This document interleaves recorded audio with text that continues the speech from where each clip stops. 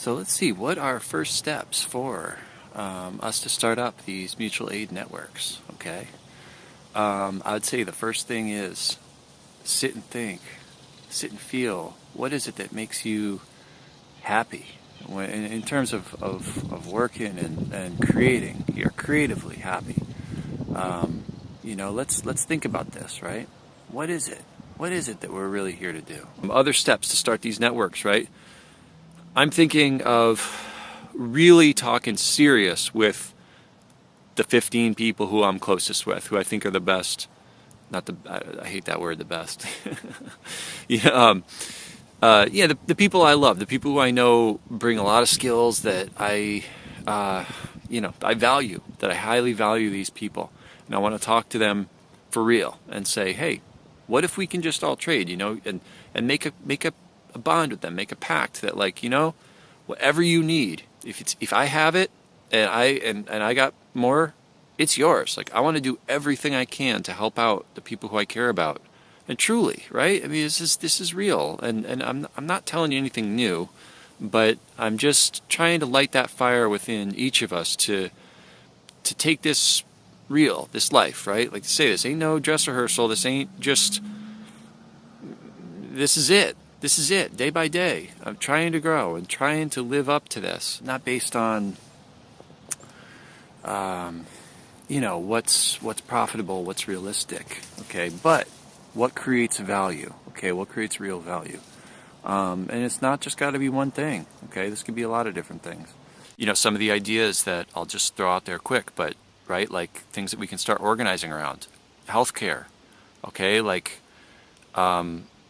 can we look at how we can start doing that? Like, what happens when we get sick, when we need herbs, right? When we need to see someone, to talk, to talk about what's going on with us health-wise. How can we figure that out? Co-ops, cooperatives. I mean, this is, I've heard this idea I love is just be a part of a co-op. It could be any size. This could be 10 people you really trust. This could be 1,000 people, in your area. This could be 10,000 people. Who knows? If you have a need, you go in, you get it taken care of. It's paid for by the co-op.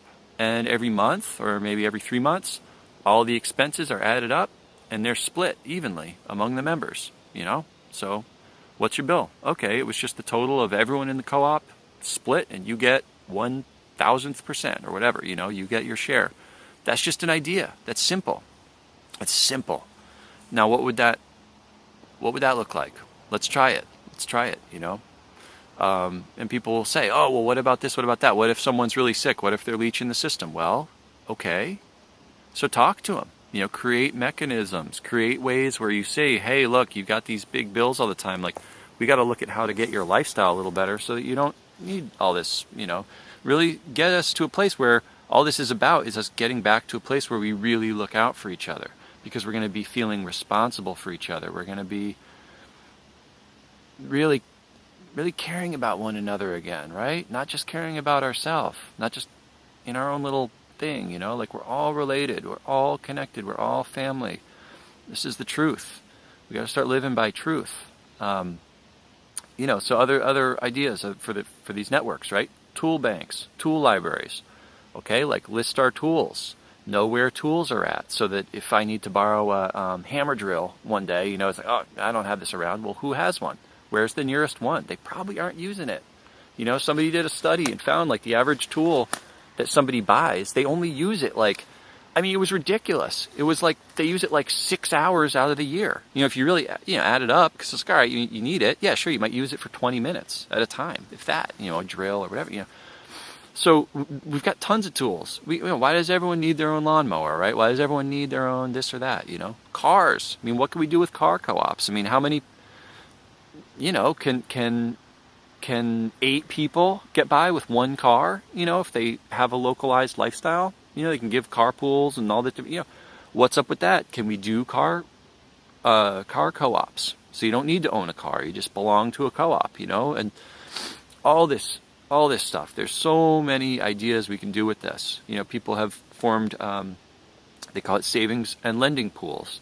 And so people put money in on the pot, and it might be 15 people. They're generally 15 households maybe, and you come to them for a loan. Hey, whatever, I want to get a truck or whatever. I want to get some sort of, specialized tool or something. All right, you need a loan for 5 grand. All right, 15 people. How can 15 people loan someone 5 grand? Have them pay it back with no interest? Yeah, it works. Guess what? It works really well.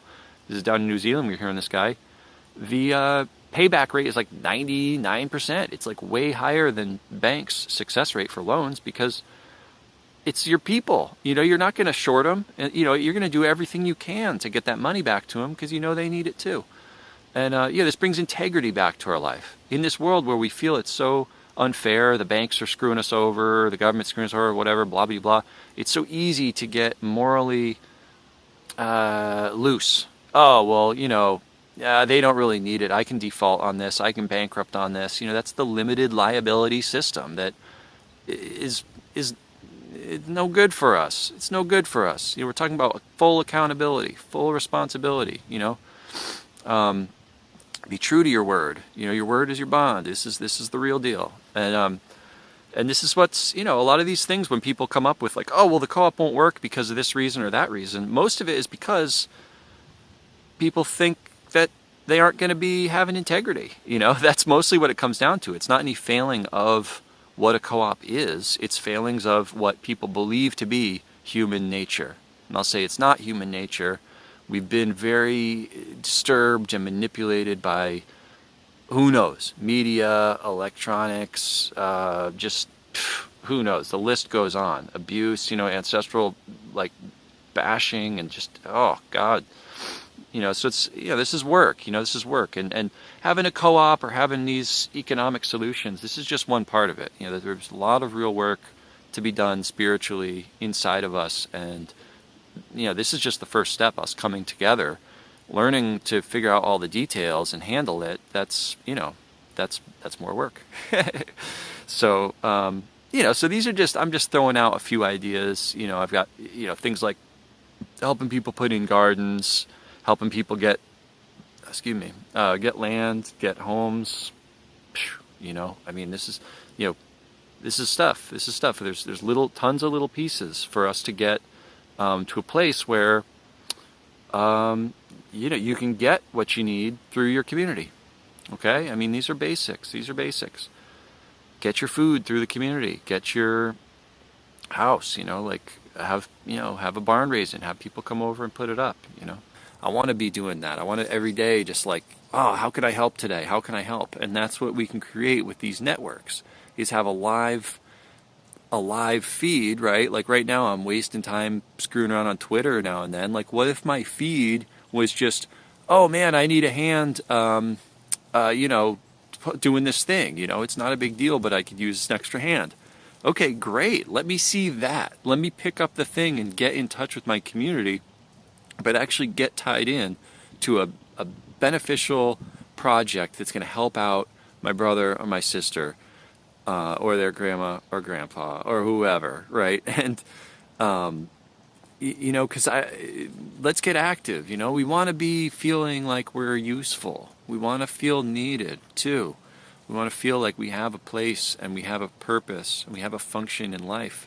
And I want to improve my skills every day, and I want to be learning new skills and having fun. To me, that's fun. I don't know about everyone else, but that's fun for me. I don't like sitting around. I don't like just being entertained or something, like I like helping my friends and growing food and taking care of the trees and keeping things looking pretty. So so this is what we're working toward, and I'll tell you straight up, we are not finished. We have so much place for people to help out, and especially on computer stuff right now. We're really thinking that this is a good tool for us to organize with. And right now, a lot of us, we're on the computers. We spend time on them. It's part of our time right now. But let's transition that time to be like using different tools that are helping us, connect and connect on real projects. Get the computer to be something that kicks us out the door again quick and gets us back to work, or gets us, planning and just, I don't know, there's good stuff. There's good stuff with us using our minds. And you know, that's all good too.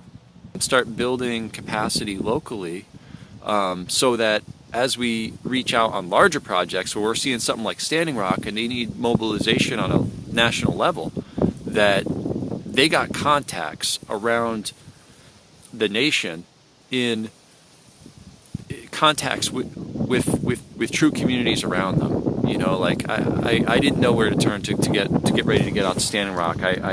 But I found people. I found people, you know, on the fly. But how much better is it going to be to have, you know, have these networks in place so that we can pool and make stuff happen, and I can be out there 2 months earlier. You know, like we can be making stuff happen right away. And